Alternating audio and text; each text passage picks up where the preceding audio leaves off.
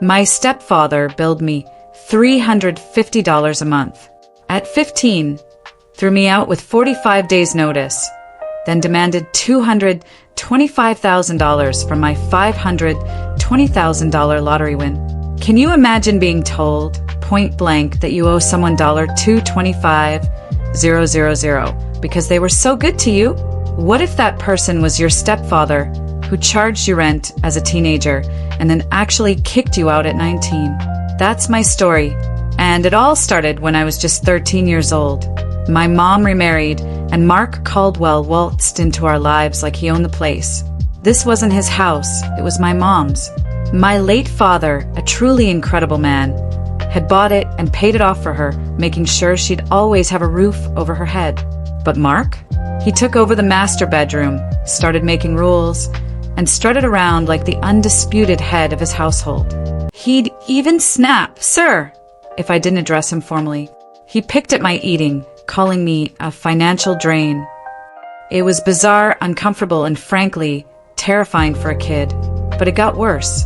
When I was 15, still in high school, Mark came to me with a demand. $350 a month. For rent. My mom just stood there looking at the floor. She mumbled something about it teaching me responsibility. Responsibility? To pay him for living in my own mother's house? I was stunned. So, I got a job at a fast food joint, working every hour I could, and every single month I paid Mark. I never missed a payment. Not once. And he never, not once, said thank you. Never told me he was proud. Just took the money, claiming I was learning real-world skills. Then, a few weeks after I graduated high school, right around my 19th birthday, he called me into the living room. "You're an adult now," he said, his eyes cold and unwavering. "And you've been a guest long enough. Your mother and I deserve our privacy." He gave me 45 days to leave. 45 days. My own mother stood there, tears streaming down her face, but she didn't say a word. She couldn't defend me. Later, she secretly slipped me $250 and quietly packed my belongings when Mark wasn't looking. I felt like a stray, cast out from the only home I'd ever known. I ended up staying with an elderly woman across town, working full-time in a warehouse during the day and going to community college at night. I didn't bother my mom or Mark. No money, no advice, no assistance. Nothing. I was completely alone. I had to learn everything myself. How to file taxes, how to budget every single penny for food, how to fix a car that barely ran. It took me 5 grueling years, but I graduated. I became an accountant. Not flashy, but solid. Good pay, great benefits, and opportunities to grow. I got my own apartment, then a condo. A life I built entirely without Mark Caldwell, or even my mother's help. I saw them twice a year, Thanksgiving and Mom's birthday, and every single time, Mark would find a way to criticize me. My work was boring, my car wasn't nice enough, my clothes were sensible, not stylish. "Accountants bore me," he'd sneer, then suggest I should start a business. Like his failing landscaping company, which I later learned was bleeding my mother's money dry. I just smiled, helped my mom with the dishes, and left as quickly as I could. His words didn't sting anymore. I just stopped caring. Then, for months ago, my life took an unexpected turn. I won the lottery. Not a mega jackpot, but a substantial amount. $520,000 after taxes. At first, I kept it quiet. I paid off my apartment, saved a good chunk, bought a dependable, no-frills car. And I donated a significant sum to a shelter that had helped me when I was 20 and unemployed. A month later, I finally told my mom. "Please," I pleaded, "keep this between us. I should have known better." That very night, she told Mark. And the next morning, my phone rang. It was him. No congratulations, no happiness for me. Just a flat, almost demanding, "Let's have lunch. We need to discuss family finances." I should have declined. I knew it, but a part of me was morbidly curious. I wanted to see his face when I told him no. We met at his neighborhood diner. He looked exactly the same. The same worn polo shirt, the same arrogant grin. He stared at me with that familiar gaze, like I was 15 again, paying him rent. He wasted no time. Lottery prizes, he declared, should be fairly distributed. He called himself the family patriarch and claimed my mother had worked hard to raise me, so I should share the luck. His goal, a lump sum of $225,000. He wanted to expand his landscaping business. It's for the family's future investment, he insisted. My blood ran cold. Family. I asked, my voice dangerously calm. What's your definition of family, Mark? Because the last I checked, you kicked me out at 19. I reminded him he'd never helped with college, my first apartment, or anything. I was told to mature, I added, and that's exactly what I did. He actually called me a kid for scoring this money. Then his face contorted in rage. Selfish.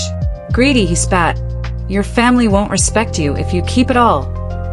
He then launched into a 12-minute monologue about how he had the final say over his household finances and how his marriage to my mother gave him control over her bank accounts.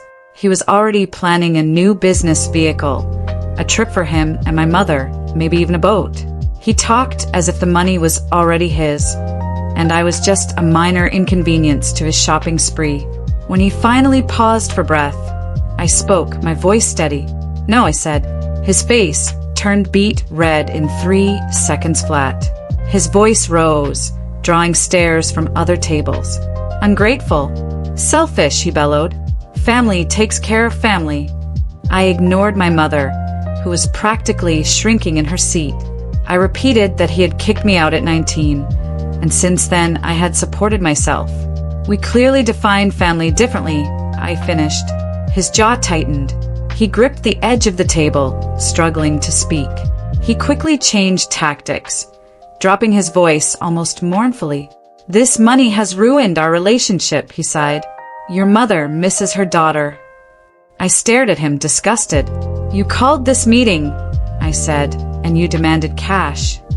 He slammed his hand on the table. Silverware jumped. More people looked.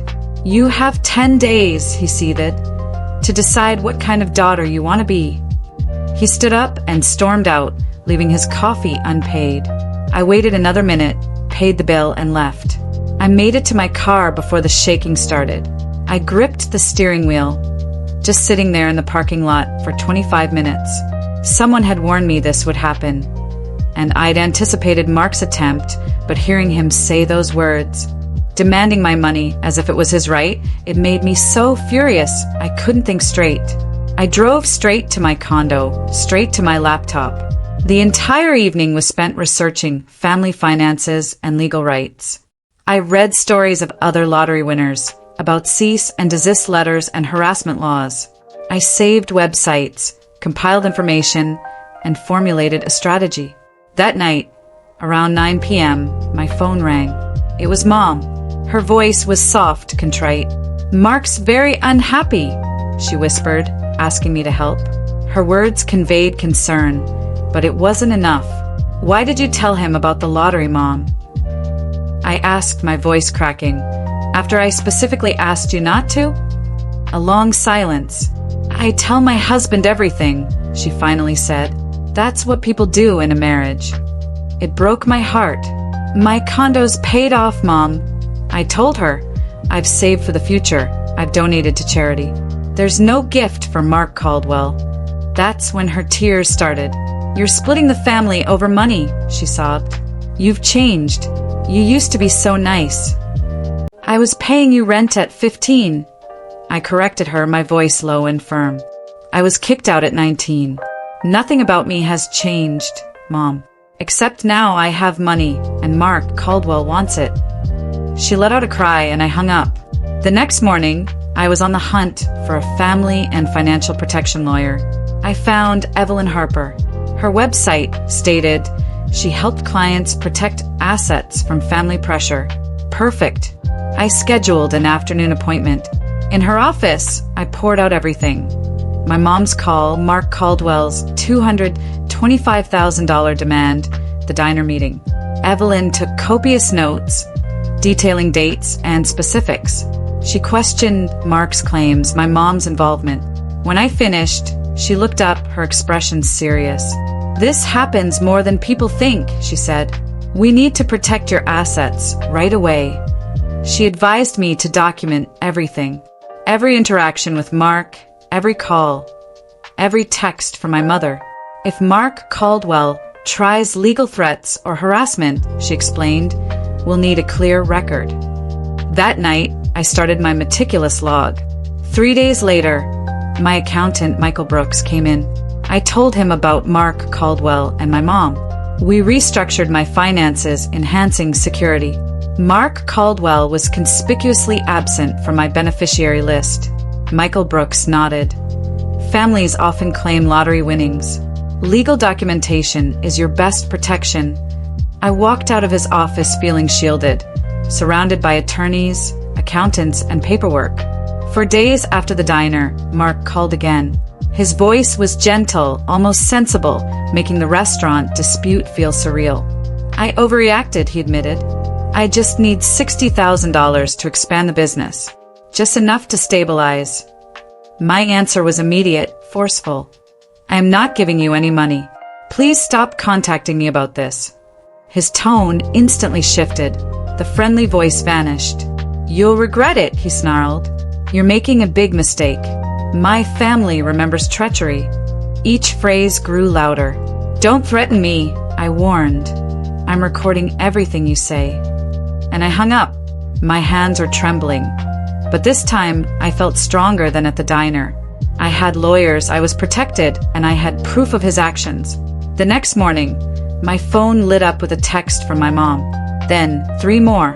Pages of texts about how difficult it was to open the mail, how Mark worked 13-hour days, how his landscaping company was losing money, how she hated seeing him exhausted and irritable.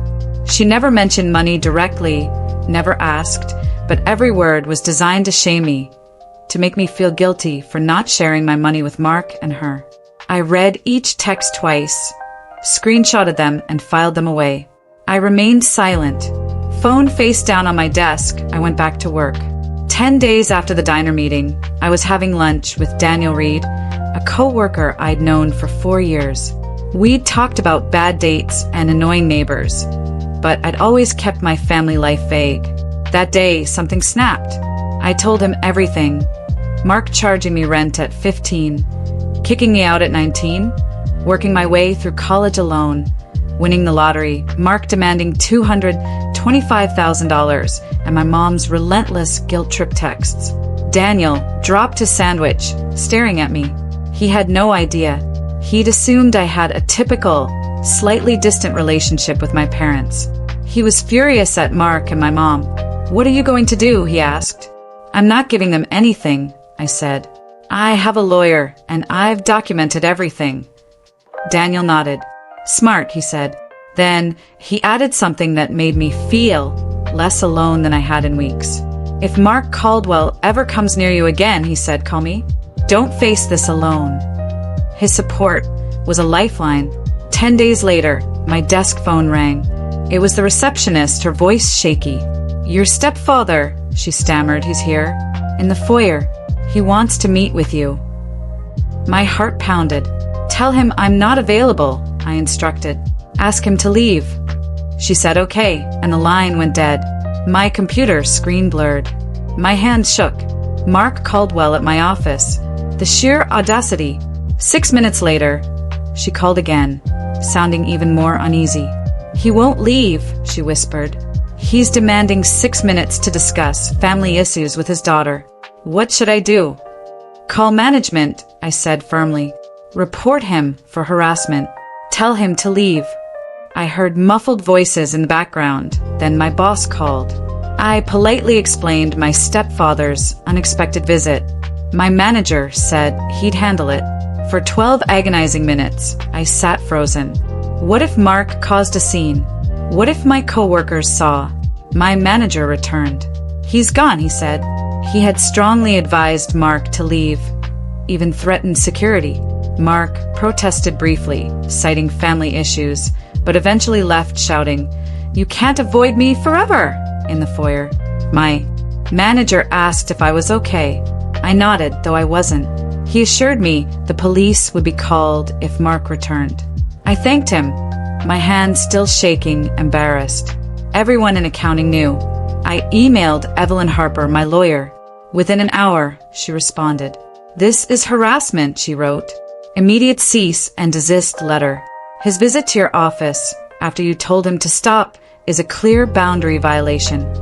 She drafted the letter. Part of me was relieved, protected by legal action, but another part worried. What would Mark do when he received a lawyer's letter? That evening, Mom called. I almost didn't answer, but I knew she'd keep trying. She started crying before I even spoke. "You threw Mark out of your office like a criminal," she wailed. "You're ruining him. You embarrassed a good man who just wanted to talk to you." I cut her off. "Mom, Mark Caldwell trespassed at my workplace. I told him through the receptionist that I wasn't available. He refused to leave and caused a scene. That's on him." She just kept crying. "You've changed. You're cold and harsh. My daughter would never treat family like this." I wanted to scream. I wanted to remind her about the 15-year-old paying rent, the 19-year-old evicted. Instead, I just said I have to go and hung up. The next day, I found a family dynamics therapist, Lauren Richards. Her website spoke of setting boundaries with difficult family members. I scheduled a weekend appointment. In her comforting office, she listened as I recounted everything. Mark, the lottery, going back to being 13, paying rent, being kicked out, my mom's constant failure to stand up for me, 17 years of her choosing him over me. Halfway through, I broke down. Uncontrollable sobs. Lauren just handed me a Kleenex and waited. When I finally quieted, she said something profound. "Your mother's passivity," she explained, "was not passive. Every time your mom stood by and let Mark Caldwell treat you badly, that was an active choice. She prioritized her comfort over yours. It's hard to accept, but necessary to see." It hit me like a ton of bricks. I'd always thought Mom was weak or afraid of Mark. But Lauren was right. Mom chose. She always chose Mark. 4 days later, Evelyn Harper called. The cease and desist letter had been certified. She read me the key points. Mark must stop asking for money, stay away from my home and office, and all future communication must go through attorneys. It was serious. Evelyn said Mark had to sign for it, proving receipt. I felt safer, like I had finally drawn a clear line. But I also felt a deep sadness. It shouldn't have come to this. Families shouldn't need lawyers. 3 days later, Mom called again. The legal letter had crippled Mark. He felt assaulted, dejected, angry. I was ruining her marriage and breaking her heart. "How could you be so cruel to your father?" she sobbed. I inhaled deeply. "Mark Caldwell," I stated, my voice firm, "is not my father. He evicted me, charged me rent, and demanded my money. If your marriage is ending, it's because Mark Caldwell can't accept my boundaries." She wept again. "You're dividing the family," she accused. "Mark Caldwell," I countered, "kicked me out 17 years ago. That's when the family was divided." I ended the call. The next morning, my mom invited me to dinner. "Family discussion," she said. Mark had promised to be reasonable. They wanted a compromise everyone could accept. I thought about Lauren Richards' advice. I didn't owe Mark another conversation. Eating that meal would just give him another chance to manipulate me. But a small part of me wanted to trust Mom, wanted to believe she might finally defend me. I texted back, offering to come to dinner to have a productive conversation. Her instant reply was a heart emoji. 6:30 Saturday. I instantly regretted it. Saturday arrived too fast. I checked my documentation file 4 times. Bank statements, the cease and desist letter, Evelyn Harper's card, screenshots of texts. Instead of going to dinner with my mother, it felt like I was preparing for trial. Around midday, I texted Daniel Reed about my plan. He promised to drive over if things got nasty, and I called him. Knowing someone was on my side made it less terrifying. I parked on the street at my mother's house, not the driveway, so I could leave quickly. The house was the same. Beige siding, immaculately tended flower beds. The front door I'd passed through 1,000 times as a child. Walking up to it, I felt 13 again, weak, waiting for Mark to tell me what I'd done wrong. I knocked, instead of using my old key. My mother answered immediately, beaming, as if my presence alone was a gift. Her childhood scent enveloped me as she hugged me. Inside, Mark was already at the dining table, sitting in my father's chair at the head. He'd been there for 17 years, like he owned the home. My mother had arranged the table with her special holiday dishes: roast chicken, mashed potatoes, green beans. Her hands trembling, she motioned me to sit. I chose the chair farthest from Mark. He nodded, but didn't stand or shake my hand. We sat in awkward silence while my mother rushed around, setting out buns and filling glasses, trying to fill the void with frantic movement. "Pass the potatoes," Mark said. I did. He asked about work. "Fine," I said. "Condo repairs needed?" No. My mother piled food on my plate like I was still a teenager, asking about my car, my neighbors, my sleep. Small talk, like walking through a minefield. Every question felt heavy, like we were all waiting for someone to finally address the elephant in the room. Mark ate slowly, precisely carving his chicken. He praised my mother's cooking, talked about new customers for his landscaping firm. The weather, it all seemed normal, but the tension was thick. My mother's smile was too bright, Mark's tone too soothing. I barely tasted the food. After we ate, my mom cleared the plates. Mark cleared his throat and leaned back. He apologized for his behavior at the diner and my office, claiming his business was failing and he was caught up in worry. He even praised my decision to build my own life. He sounded like he'd rehearsed the words. My mother nodded from the kitchen doorway, encouraging him. The apology was hollow. I waited, knowing there was more. Mark folded his hands on the table. "I understand your stance," he began, "but family should support family in distress." After much deliberation, he no longer wanted the original sum. $30,000, he said, would be enough to save and stabilize the firm. My mother sat down again, her eyes wide. "It's not about Mark's pride," she interjected. "This is for my security. The business supports us. It would hurt me if it failed. Won't you defend your mother?" I fought back the familiar shame, the feeling of being responsible for my mother's happiness. "Years ago, Mom," I said, my voice quiet but firm, "when I started my accounting career and had considerable savings, I volunteered to support you directly. You declined because Mark said you didn't need my help." My gaze shifted to Mark. "I won't give you money, especially not for your failing business." Mark's face darkened, jaw clenched, hands tightening on the table. Mom looked on the verge of tears. "It's different now," she cried. "This is the worst time." Mark called me unreasonable. "It's only $30,000, he sneered. "A little dent in your stash. You're choosing money over family." His next words chilled me to the bone. "You're cold and greedy with money, just like your father." My father, the man who gave my mother this house, who ensured her security. The man Mark had usurped. It was a low blow, a disgusting, calculated low blow. I stood up. "Dinner is done," I said. "We will not discuss money again." My mother grabbed my arm, her nails digging in, begging me not to go. "We're family," she pleaded. "We can talk this out." Mark stood too. "If you walk out that door," he threatened, "you'll be an outcast in this household. You'll regret ignoring us." I gently but firmly freed my arm from my mother's grasp. I looked at Mark. "I've been an outcast," I said, my voice steady despite the rage bubbling inside, "since you kicked me out at 19. For 13 years, I've been figuring this out alone." My mother whimpered as I walked to the door. I fled without looking back. I sat in my car for 12 minutes, gripping the steering wheel, shaking. For 3 weeks, my phone was a war zone. My aunt called, saying she heard I had money but wouldn't help my mother. "Families should stick together," she lectured, implying I was deliberately abandoning my mom being nasty. For days later, my cousin called, asking if I was letting Mark's business fail out of spite. He'd always thought I was superior. My mother's friend called, offering to help me see reason. Call after call, text after text, Mark was spreading his narrative. I was greedy, ruthless. He conveniently left out the part about kicking me out, charging me rent as a teenager, and showing up at my workplace.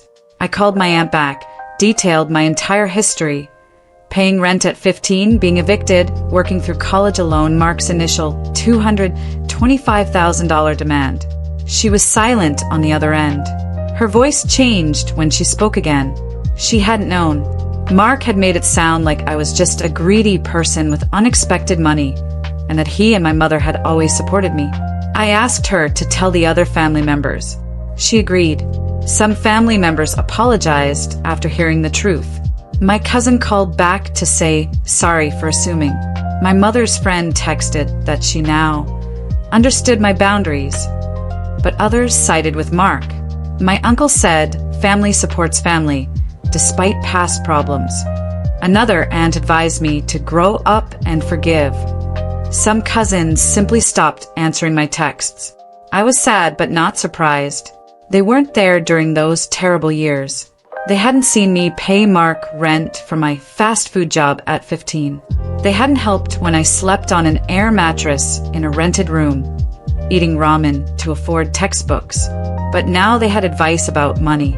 I slowly reduced contact with extended family who didn't respect my limits. I silenced the recurring group chats. I focused on my supporters. Daniel Reed, Evelyn Harper, Lauren Richards, the people who knew the full story and still stood by me. Daniel Reed took me to a quiet Italian restaurant on the other side of town. He ordered wine without asking, told me to pick anything from the menu. I wasn't hungry, but I ordered spaghetti, not wanting him to think I was falling apart.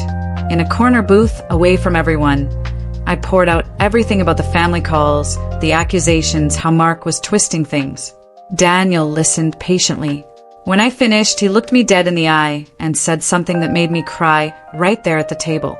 You survived being kicked out at 19 with nothing but $250 and a rented room, he said. You worked through 5 years of college, supporting yourself completely alone.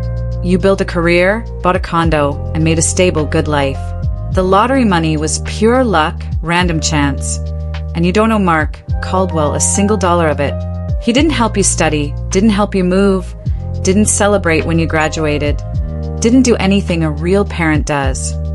He told me to stop letting guilt consume me when I had nothing to feel bad about. His outside perspective was more helpful than he realized. Family conflict makes it impossible to see clearly. That night, I felt stronger, like maybe I wasn't as bad as Mark was making me out to be.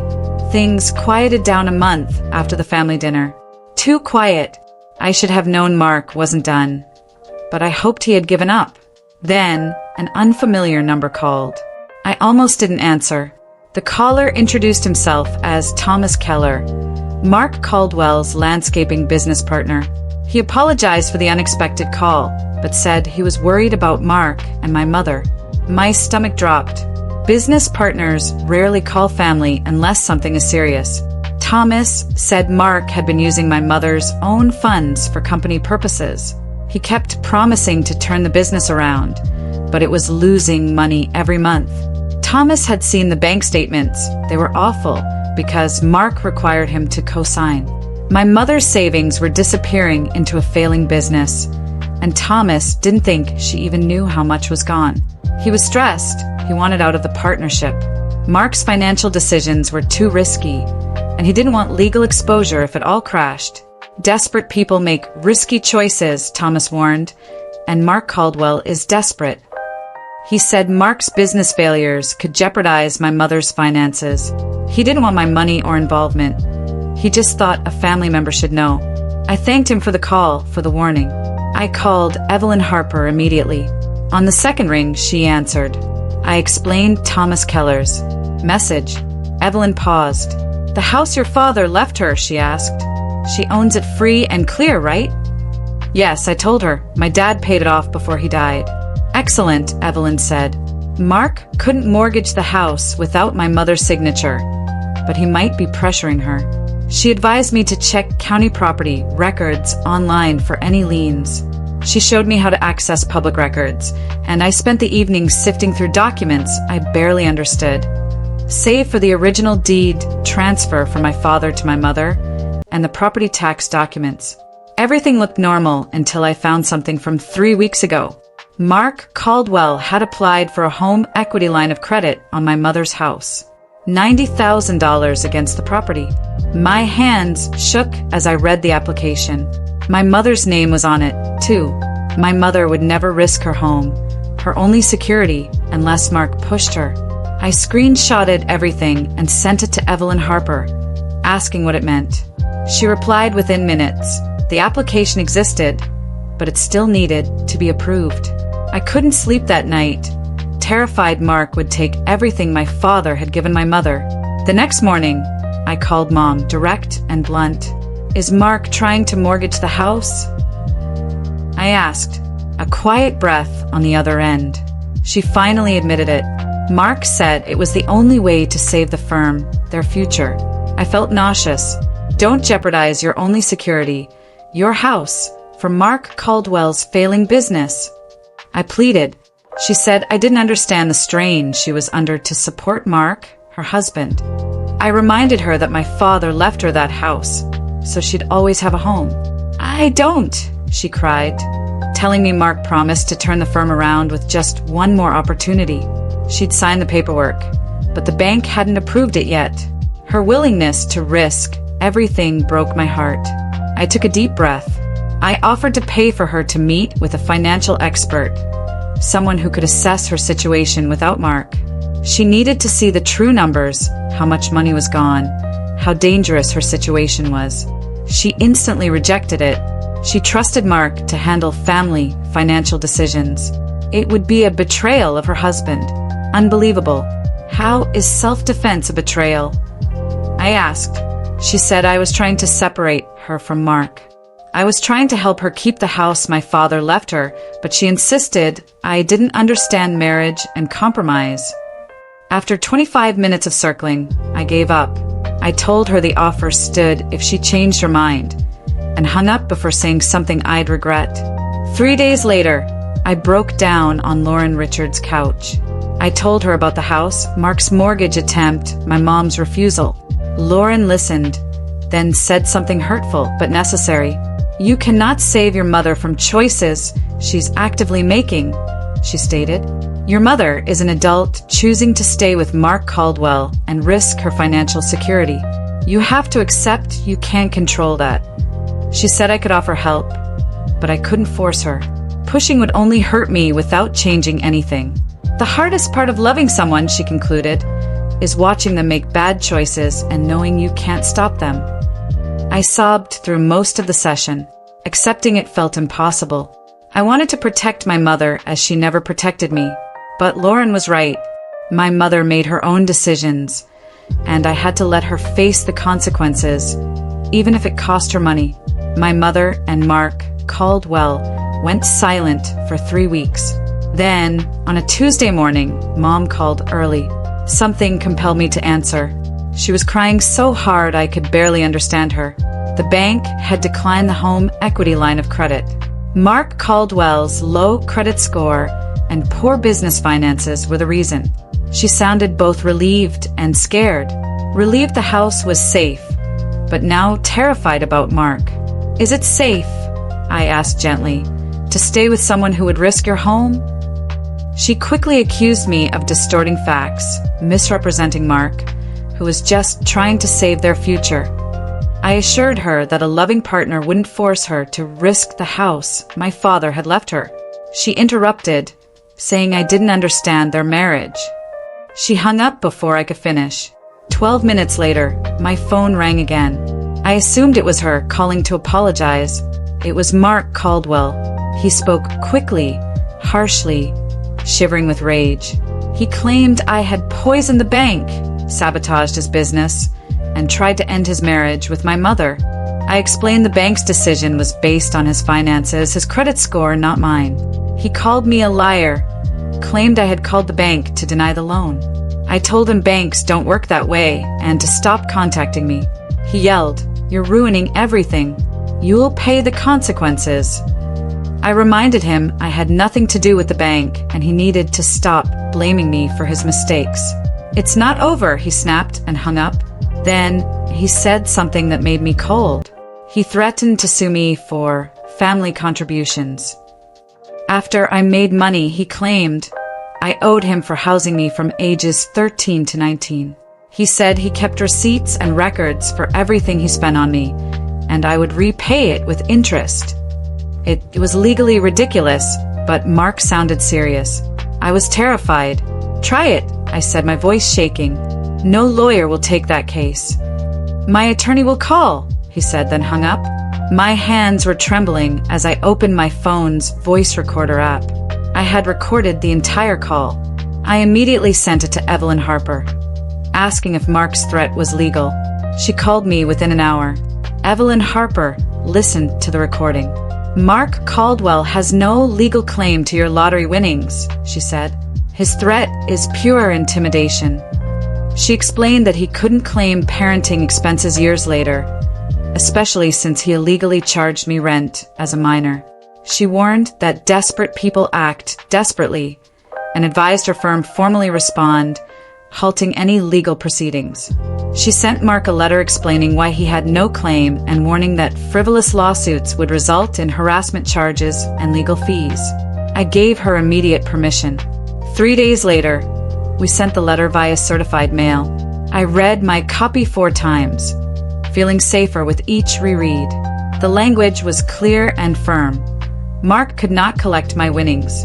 It mentioned his threat recording, his harassment, including visits to my workplace, and stated any legal action would be met with a vigorous defense and countersuits. The letter concluded by demanding he cease all financial contact with me or face further legal consequences. Everything went quiet for 10 days after the letter arrived. Mark didn't call, visit, or send messages through my mother. I wondered if the legal threat had finally worked. Then my phone started buzzing. Texts from Mom. The first, I had turned everything into a legal battle when we should have handled it as a family. The second, families shouldn't need lawyers to communicate. The third, your father would be so disappointed in how you're treating the people who raised you. Each message felt like a punch to the gut, even though I knew she was just repeating Mark's words. I wanted to respond, to defend myself, to explain how Mark started this by demanding money and threatening to sue me. But Lauren Richards had taught me that engaging would only perpetuate the cycle. Mom would just repeat it all to Mark, who would twist it, and she'd respond with more guilt. So I didn't answer. I just screenshotted each one, filed them away, and tried to ignore how much they hurt. Despite the chaos, I threw myself into work, craving normalcy. A huge audit was coming up for a major client, so I focused everything on numbers and spreadsheets. Work had always been my safe haven, the one place where I had complete control and clear boundaries. 3 weeks after the attorney letter, my boss called me into her office. I braced myself, expecting a complaint, or that Mark had somehow caused problems here too. Instead, she offered me a promotion to senior accountant, a significant raise, and my own team to manage. I sat there, stunned before accepting. She said I'd earned it through consistent excellence and leadership potential. Walking out, I felt a rush of validation. I had built something real and stable, completely separate from Mark and my mother. My co-workers took me out to celebrate. For a few hours, I completely forgot about the money drama. Daniel Reed kept catching my eye across the table, smiling, genuinely proud. I realized I had people in my life who cared about my accomplishments, not what they could get from me. The next day, I met with Michael Brooks to plan my long-term finances. With the lottery winnings and my new salary, he suggested a trust and investment accounts to make my assets virtually unreachable, even if Mark did find a lawyer to file a frivolous lawsuit. We discussed options for 2 hours, and I signed paperwork to establish a revocable living trust, with me as sole beneficiary and trustee. Michael explained the trust would provide legal protection and tax benefits while allowing me complete control. He also helped me diversify my investments across multiple accounts and asset types. By the time we finished, I had built a financial fortress around everything I'd earned and won. He assured me that even if Mark did sue, which he doubted any competent attorney would permit, my assets were now legally impossible to touch. I left his office feeling more secure than I had in months, as if I had finally built high enough walls to keep Mark Caldwell out of my life. 4 days later, the doorman at my condo building called my unit over the intercom. He sounded apologetic. "Your stepfather is in the lobby," he said, "and has asked to come up." My stomach plummeted. "Do not give Mark Caldwell access under any circumstances," I said firmly. The doorman assured me he understood. I stood by my window, watching Mark pace back and forth on the sidewalk, gesticulating and arguing with the doorman through the glass doors. The confrontation lasted almost 12 minutes before Mark finally got back in his truck and drove away. Shaking, I called the non-emergency police line to file a report. The officer explained that simply showing up once wasn't enough for a restraining order, but documenting the incident created a paper trail. I gave him the case number for my harassment documentation and referred to the cease and desist letter. He said I was doing everything correctly. After hanging up, I sat on my couch, trying to calm down. Mark's arrival at my home felt like a violation, even though he never made it past the lobby. I emailed Evelyn Harper about the incident. She called the next morning. Mark was clearly not responding to boundaries, she said. She suggested one last approach before a restraining order, a mediation session with a professional mediator. Mark, my mother, and I, in a supervised conversation with a neutral third party. She hoped it would provide closure, or at least establish a clear, final boundary that even Mark couldn't misinterpret. I was skeptical. I didn't believe Mark could have a reasonable conversation. But Evelyn said sometimes an objective, professional witness to someone's behavior made it undeniable. I agreed, partly hoping it would help my mother finally see the situation clearly. Evelyn scheduled the session for the following week. The mediation session was set for 2:30 p.m. on Thursday. I arrived 20 minutes early, hands shaking in the waiting room. My mother arrived next, looking tired and nervous.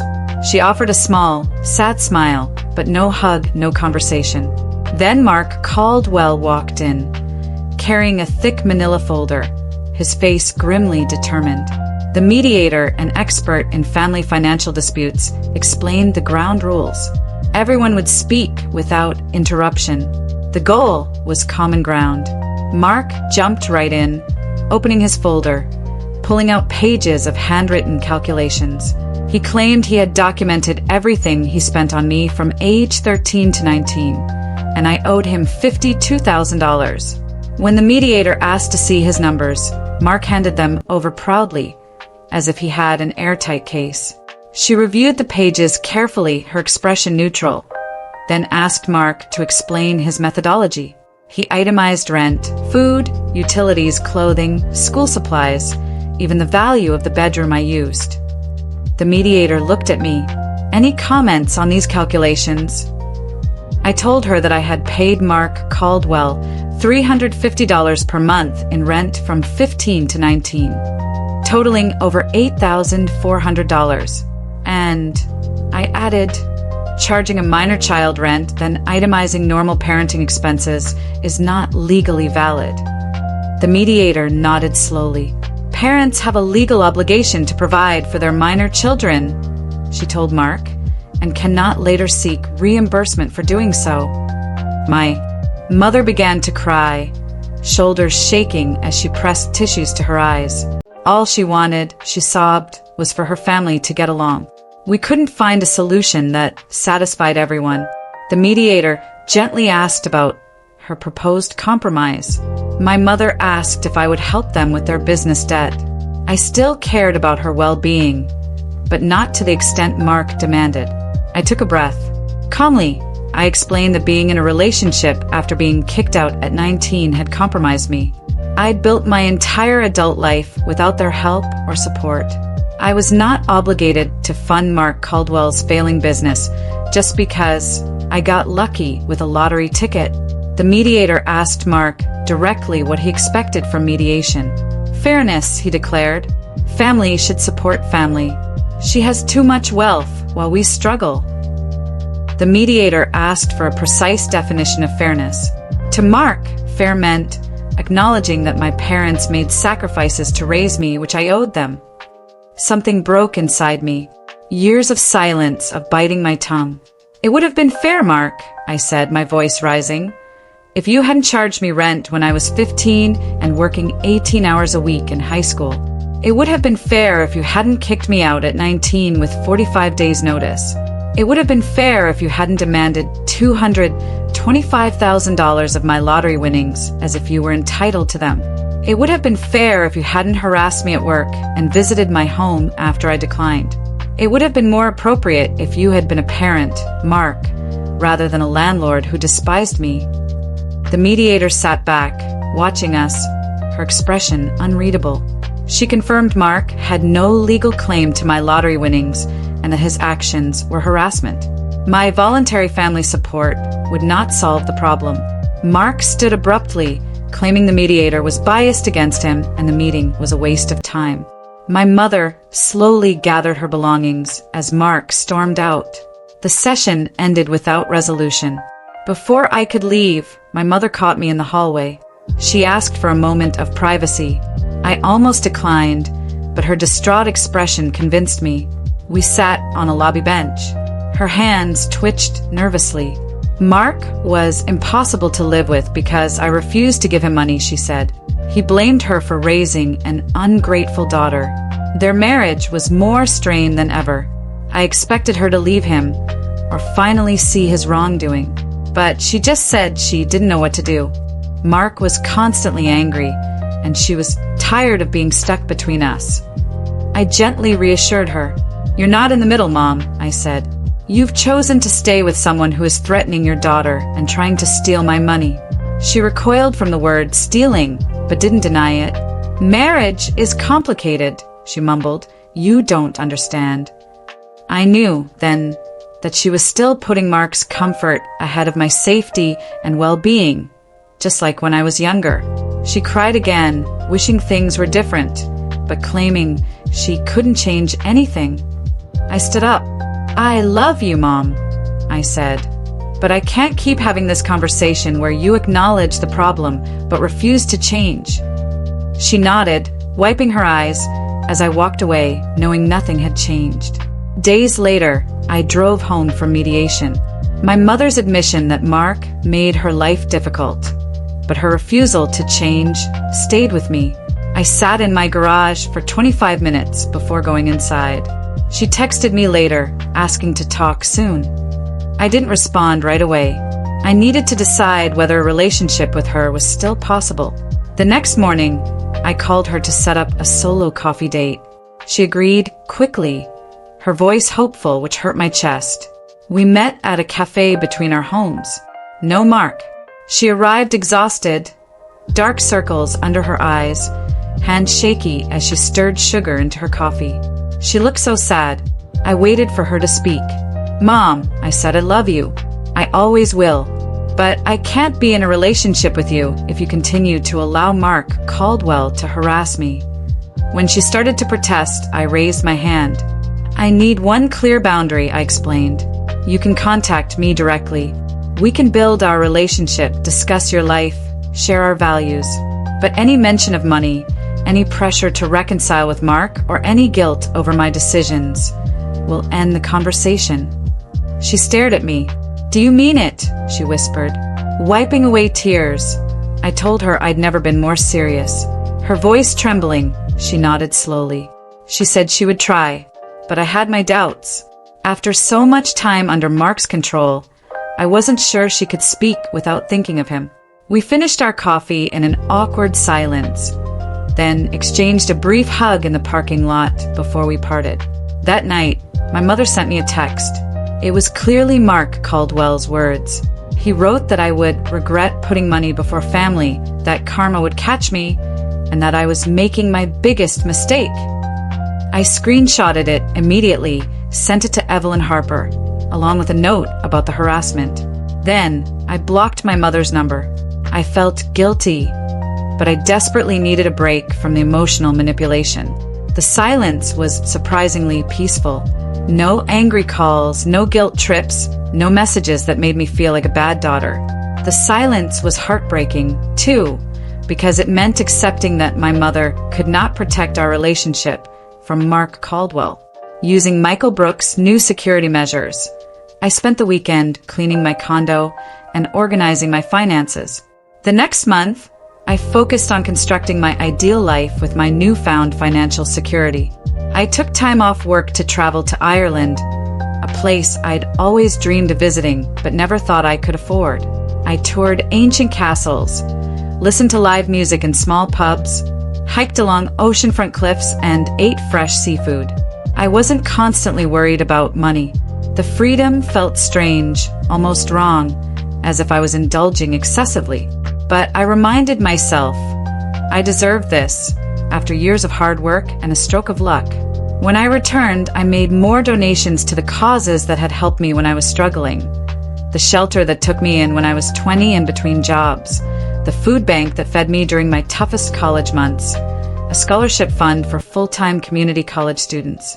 Donating felt more meaningful than buying myself things. With my luck, I could help others facing similar struggles. After Ireland, I saw Lauren Richards regularly. She asked how I felt about my mother and Mark Caldwell. I told her about blocking my mother's number and the strange mix of peace and sadness. Lauren helped me realize I had been grieving the loss of a real relationship with my mother since I was 19, possibly even longer. My family's dysfunction wasn't caused by the lottery winnings. The lottery simply made that dysfunction unavoidable. For years, I had hoped Mom would stand up to Mark, that we could have a normal mother-daughter relationship. The money made me realize those hopes were unrealistic. My mother repeatedly chose Mark Caldwell. Lauren asked how it felt to stop expecting change. I felt relief and profound sadness. Relief that I was no longer waiting for something that would never happen. Grief because accepting reality meant ending my ideal relationship. Real, heavy grief, but also a deep sense of lightness, as if I'd been carrying a weight I hadn't even noticed until I dropped it. Several weeks later, I drove across town to visit the landlady for my 19-year-old self's rented room. Margaret Wilson, now in her 80s, still lived in the same home. She remembered me instantly and invited me to tea. Her movements were slow, but her mind was sharp. Over tea in her kitchen, she asked about my life. I told her about my job, my condo, my recent good fortune. She smiled, saying she always knew I'd succeed. I asked how she was doing, and she confessed the house was becoming unmanageable. The roof leaked, the plumbing made strange noises. She couldn't afford major repairs on her fixed income, and her children lived out of state. I hired contractors to repair her roof and upgrade her plumbing. She cried and hugged me, saying helping me all those years ago was one of the best decisions she ever made. Her kindness reminded me that family was more than blood. My real family was there when I needed them. Daniel Reed invited me to lunch one afternoon. Mentioning his sister, Allison Moore, ran a nonprofit helping aging foster children and troubled youth.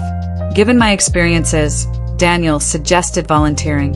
I visited Allison's office. The next week, she described how her organization fostered independence in young people through housing, job training, financial education, and emotional support. She learned I was kicked out at 19 and worked my way through college. She suggested my accounting skills and personal experience could help them financially while also mentoring young people. I volunteered 3 nights a week, attending budget planning sessions and updating financial systems. Meeting the kids was particularly meaningful. Children expelled by unaccepting parents.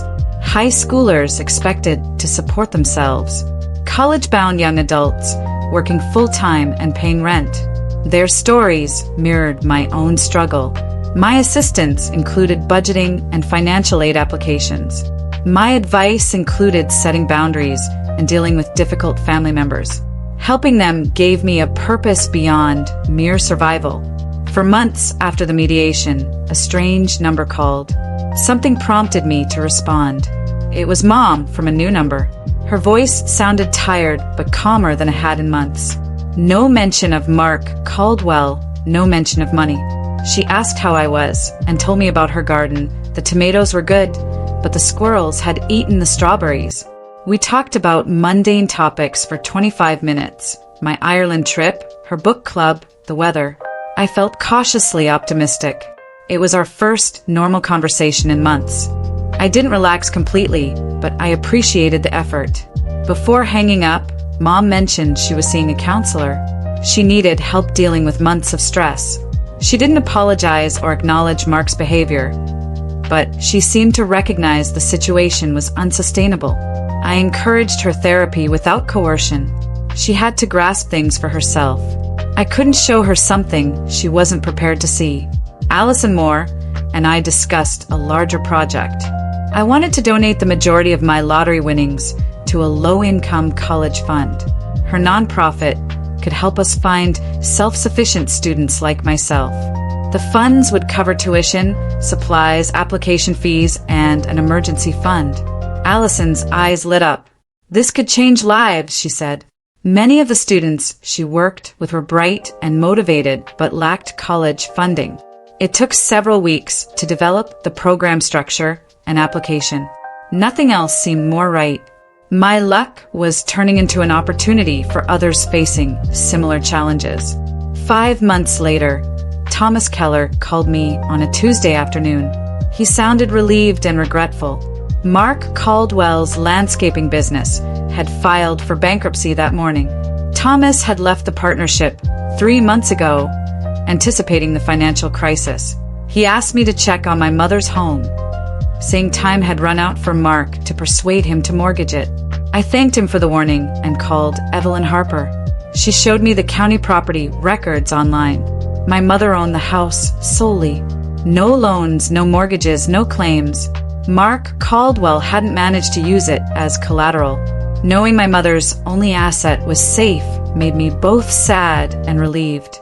Her life with Mark, however, was likely to become even more difficult. Mom called 4 days after the bankruptcy. She was scared and quiet, not asking for money. She needed to speak with someone who understood business loss. Mark was constantly angry and blaming.